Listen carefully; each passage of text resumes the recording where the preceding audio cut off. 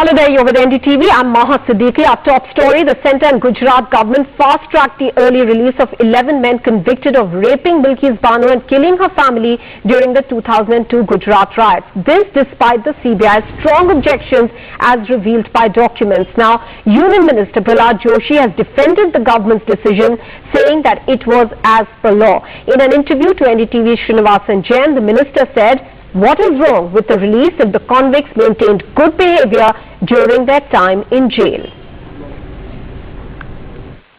Pranaji, but one issue has come up just now that it has turned out that it was the centre which opposition has raised, that the centre also cleared the release of these Bilkis rapists in the case that just came out.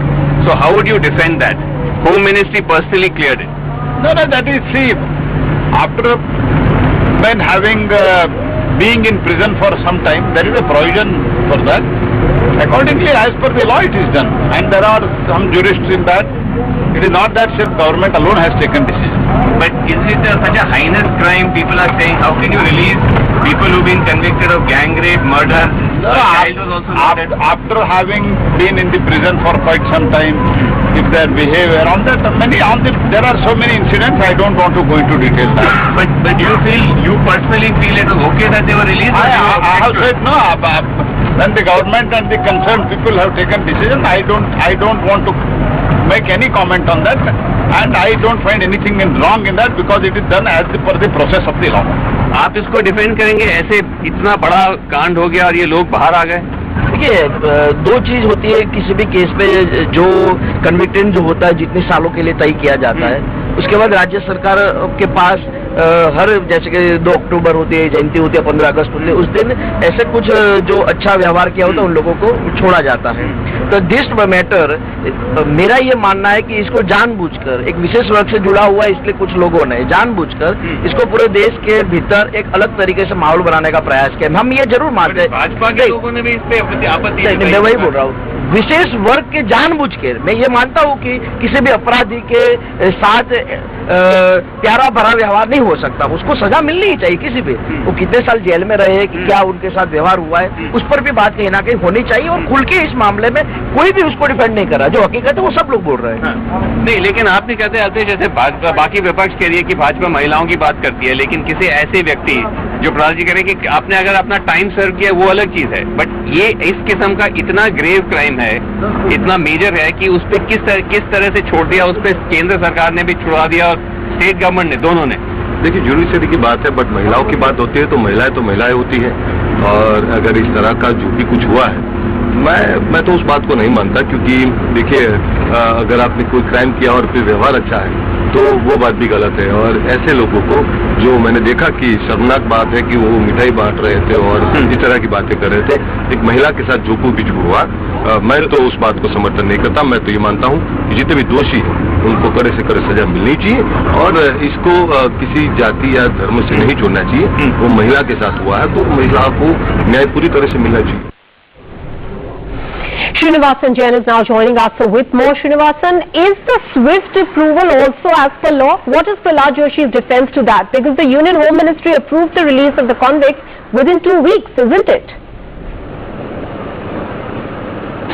Well, Maha, this is actually the first time that we're hearing from a senior BJP leader on this entire controversy, and this is none other than the Union Parliamentary Affairs Minister himself, Prahlad Joshi.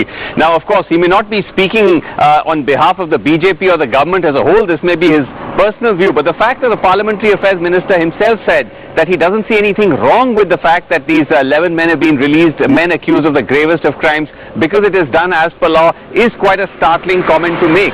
Because remember, when one talks about the fact that it's done as per law, technically, in a purely technical sense, of course, Mr. Joshi is right that there was a whole mechanism that has been set up which facilitates or which is meant to consider the facilitation of whether prisoners should be released or not, and pardons are routinely granted.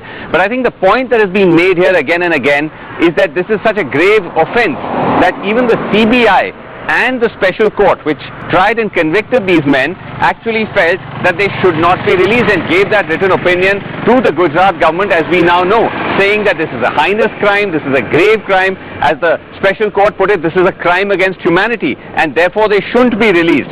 So there is a strong view that in these cases that even the mechanism that considers their release can take the call and say they are not fit for release, perhaps others are but not them. But having gone ahead with this decision, now to see a union minister defend it is something which is only likely to keep this controversy alive. Srinivasan Jain, many thanks for joining us with all those details. Prahlad Joshi, the first minister, a big face from the BJP to speak about the issue of the release of the convicts in the Bilkisbanocase rape case, also the people who were the murderers of her family. Let me now go across to our two guests joining us on the show, Priyanka Chaturvedi, Rajya Sabha MP and spokesperson of the Shiva Sena, as well as Aashutoshsrivastava, advocate of the Supreme Court. Priyanka Chaturvedi, coming first to you. You just heard Prahlad Joshi. I hope you were able to hear him. And he said that there is nothing wrong in the release of the convicts because they had served their sentence for about 14 years. How do you see this defense coming in from the government, and especially the timing, because these men had walked free on the 15th of August, India's Independence Day? It angers me, it outrages me, and it also deeply saddens me. Not just as a political person, but someone who is a woman, who knows how difficult the fight would have been for Bilkisbanocase, not just being raped and tortured the way she was, but also seeing her own 3-year-old child killed right in front of her eyes.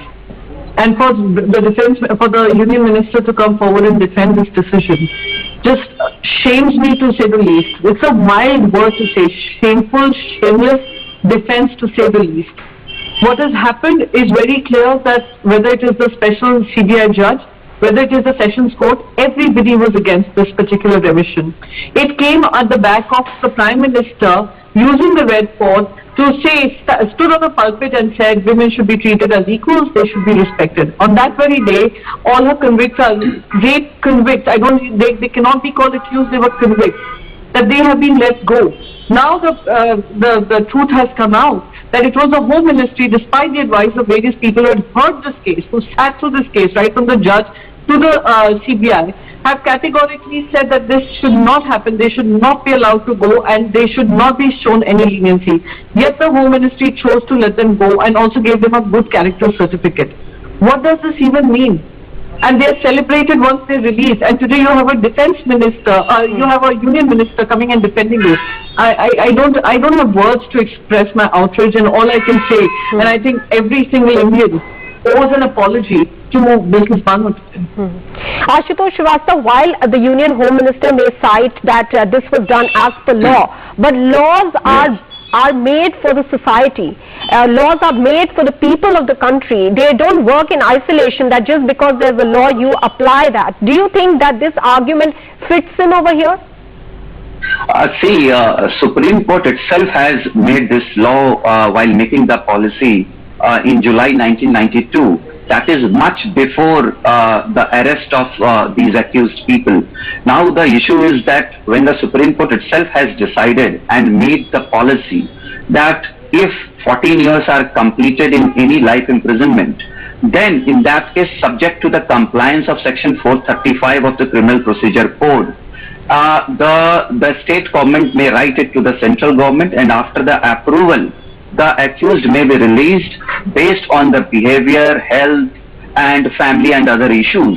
So the rule of law that is exactly what I asked you, that there are laws. I understand that the government is saying that this was done as per law, but laws don't work in isolation, right? They have to evolve with time.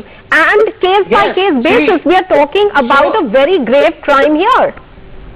See, all these things have been already heard today also before the Supreme Court. The PILs have already been filed against the release of these accused, and now the Supreme Court has also, approved the release of these prisoners, these accused. So obviously the rule of law has already been applied. See, a person who has committed a crime must be punished, but as per the law, there cannot be emotional, the emotions attached with the punishment of a person or the release of a person. If somebody has committed a crime, the law will apply, the person will be behind the bars. All right, Priyanka as per the Chaturvedi law. wants to make a point. Let her come in. Priyanka, go ahead. I'm sorry, every word I hear from him agitates me. Firstly, I must say this.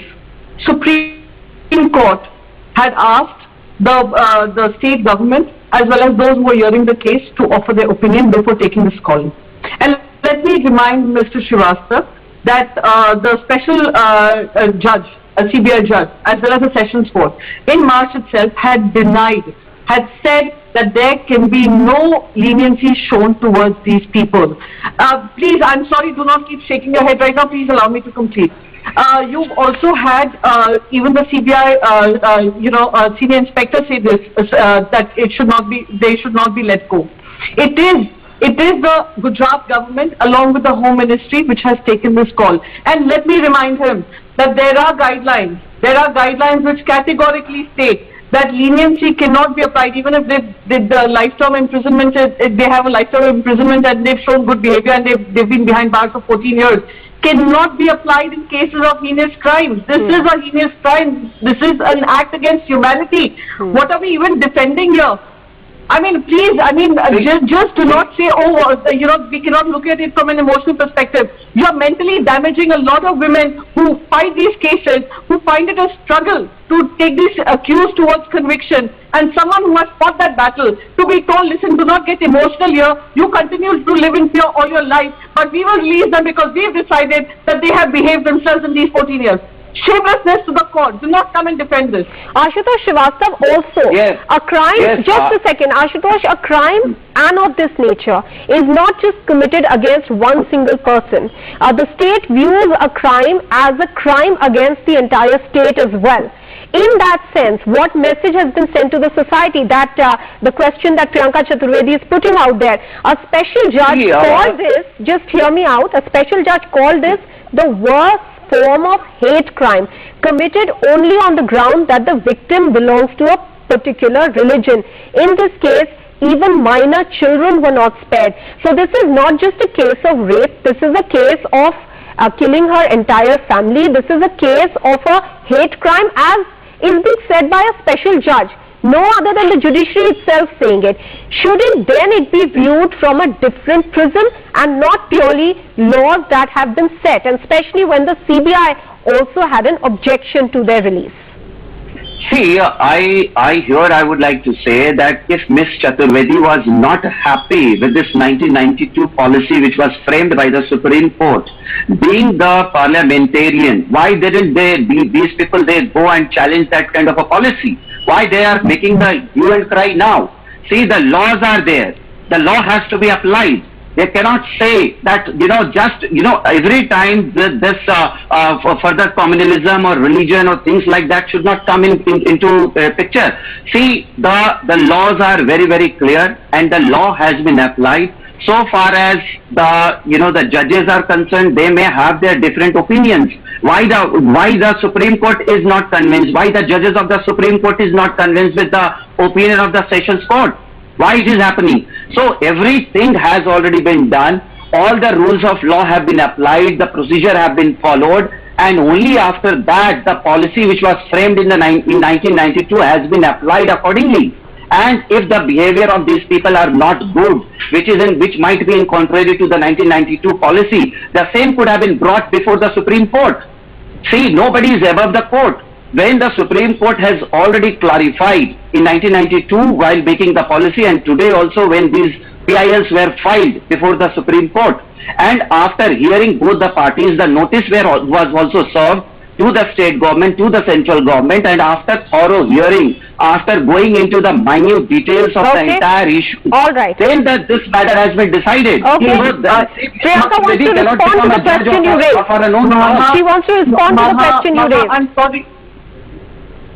There is no question here. There is no question here. It just shows a very inhuman side of the law where someone goes on quoting 1992 and why didn't you make a hue and cry then, why didn't you make a hue and cry now? I am sorry to say, In 92, there are guidelines. There are guidelines offered by Ministry of Home Affairs that this particular, remissions will not be considered for those who have involved and indulged in acts of, something which is as heinous as this. Act against humanity. It states very clearly, yes, you can continue to argue that's just a guideline. Again, the Supreme Court, when this hearing came up in front of the Supreme Court, they said they should go back to the state government, wherever the jurisdiction lies. But we must understand this particular case was heard in the courts of law in Mumbai, because there was fear by the CBI, which said that there wouldn't be a free and fair investigation in Gujarat.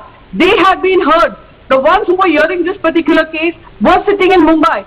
All of them have raised an objection for their release. Yet the Gujarat government and the Home Ministry continues to deny that, overlook that, and facilitate this entire exit of these criminals. It's shameful to say the least. For him to keep harping on 1992 is just shamelessness. I would say, even if it's a remission has to happen where the jurisdiction of it. Jurisdiction was in the court of law in Mumbai under a special court led by the CBI judge. So I'm sorry, this doesn't hold good, and so I'm hoping the Supreme Court will ensure that justice is done to Bilkisbanocase and these convicts go back to jail where they need to be and where every single state woman would want them to be. Application of mind, application of law, changes in law are also brought about when there is a need or a demand in the society for that. There are inflection points. We have seen it in the Nirbhaya case as well. So why not now? Many thanks to both Priyanka Chaturvedi as well as Ashutosh for joining us here on the show.